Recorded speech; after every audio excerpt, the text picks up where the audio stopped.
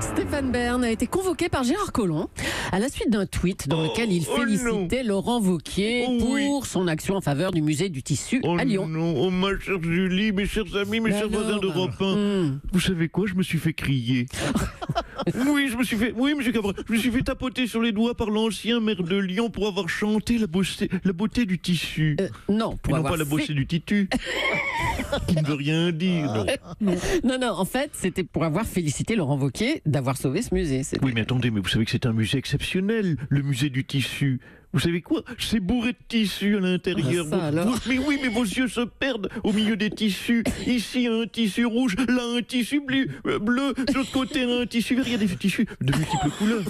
Tout ce qu'il faut faire pour faire tout ce qu'il faut, pardonnez-moi, pour faire des beaux rideaux à ma véranda Kena. Véranda Kena, la reine des vérandas, dans laquelle je pourrais étudier la généalogie sur philae.com après avoir planté un arbre de chez Gamvel. Voilà, tout est dit. Alors, comment ça s'est passé ce rendez-vous avec Gérard Collomb? Mais comment ça s'est passé? Mais parlez doucement, j'y suis encore, allons. Ah bon? Alors, mon petit pote, on fait le malin. Tu crois qu'on ne t'a pas vu dire du bien de Laurent Wauquiez? Tu veux qu'on aille faire un tour dans l'estafette avec un bottin? Mais enfin, quoi, qu'est-ce qu'il y a, monsieur Cohen? Vous trouvez qu'il ressemblait à quelqu'un? Oui, il est tombé chez Las Palais, il s'est trompé. Non, c'est pas le même. Ah bon, pardon. Je suis un professionnel, monsieur Cohen, comme vous. Mais enfin, monsieur, attendez, je suis dans mon sketch, je dois répondre au ministre, je ne peux pas répondre à tout le monde. Monsieur le ministre, c'est quel dédoublement. Monsieur le ministre, j'ai félicité Laurent Wauquiez, il n'y a quand même pas mort d'homme. Bon, là c'est Collomb. Je le note. Voilà. Oui, bon, on va y aller carrément s'il faut. L'individu susmentionné déclare devant témoin avoir félicité l'individu Wauquiez, Laurent, comme mentionné susditement, et conclut que cette entrevue n'entraînait aucun décès susmentionné. Donc tu admets bien avoir dit du bien de Wauquiez. Ouais, hein, tu fais moi le malin, frisouillette. Frisouillette. Tu sais pas que le seul dont on peut dire du bien, c'est Emmanuel Macron. Regarde, c'est le monsieur que tu vois en poster au-dessus de mon bureau. Mais je le connais, j'ai contribué à le faire élire. Bon, alors ça ira pour cette fois, frisouillette. Mais fais gaffe, je t'ai à l'œil. Bon, et dès demain, je retrouve ma voix de collant. Ah oui, là, parce que quand même... Les célèbres frères Bogdanov étaient en garde à vue hier pour escroquerie sur personnes vulnérables. On va demander au médecin le plus connu de France, Michel Simès, son avis. C'est dingue cette histoire, cher Michel. Eh oui, ma chère Marina, les frères Bogdanov, les deux jumeaux qui se déguisaient à l'époque en papillotes de Colin pour présenter des pseudo-émissions scientifiques, ne seraient pas des gens sérieux. Et c'est vrai que là, on tombe de haut. Quand même, on les imagine mal en garde à vue, hein. C'est vrai, Marina, cela dit, avec leur tête, la cavale ne va pas durer très longtemps. Igor et Grishka sont facilement reconnaissables. Il est même facile de les distinguer. Petit truc pour vous, Igor, c'est celui qui est mal refait, et Grishka, c'est celui qui est très très mal refait. Bon, écoutez, soyez pas cruel, Michel, hein, ça va. Vous avez raison, on souhaite bon courage aux jumeaux ratés. Certes, ils ont arnaqué quelqu'un, mais ils ont aussi au moins été arnaqués une trentaine de fois chacun par leur chirurgien esthétique. À ce niveau, c'est plus de la chirurgie, c'est du tuning, vous l'avez vu. J'ai vu des Renault 5 fluo sur des parkings de Lidl à Roubaix qui étaient moins voyantes que ça.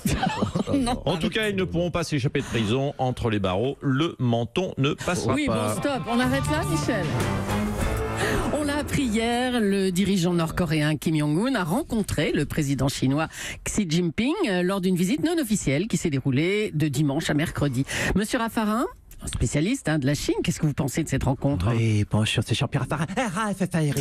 Monsieur Chine. Monsieur Chine, bah oui. Pandi, panda pour les intimes. Oui, je suis ravi de cette rencontre. C'est historique, c'est un signe spectaculaire, une avancée extraordinaire pour mieux prendre le recul nécessaire à l'élan indispensable à un grand bond en avant dans ce conflit qui recule. Oh là là.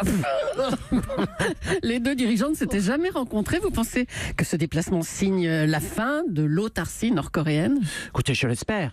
En tout cas, c'est un espoir inespéré de voir enfin, oui, les tensions se détendre. En Corée, le Nord ne l'a pas perdu. Et bientôt, on pourra se dire, oui, que le Nord, on dirait le Sud. Et c'est pourtant bien. On pourra y vivre 1 million d'années et toujours endetté.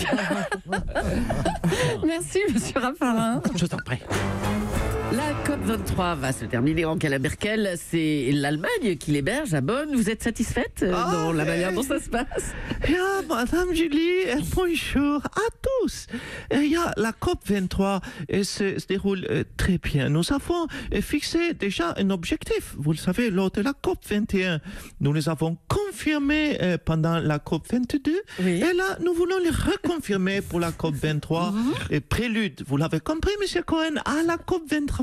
24, qui sera la base d'une COP25 préparant une COP26 visant à organiser la COP27 qui sera d'accord. Une introduction à la COP28. C'est bien beau de se fixer des objectifs et de faire des COP dans tous les sens, mais à un moment, il faudra bien les tenir, ces objectifs. Alors, je vous fais venir, je prends mon calepin, nous allons tenir nos engagements. Effectivement, tenir les objectifs, c'est à l'ordre du jour de la COP 124. C'est prévu. Bon, on peut revenir à la COP 23 quand même à Bonn. 20 pays ont annoncé qu'ils renonceraient au charbon. Et ce serait quand, ça? On verra. Ce sera la surprise. Tu parles. Mais nous avons conscience que c'est urgent. Et tenez, prenez une entreprise comme Sushi Shop. Dans 30 ans, Sushi Shop, avec le réchauffement, le temps de livrer, ils ne livreront plus de sushi, mais du poisson bouilli. Oh là là. Humour germanique. C'est donc ça. Je vous chambre. Oui. Je vous chambre depuis ma ville. Je vous chambre de Bonn. Oh non. Oh là là, Angela Merkel.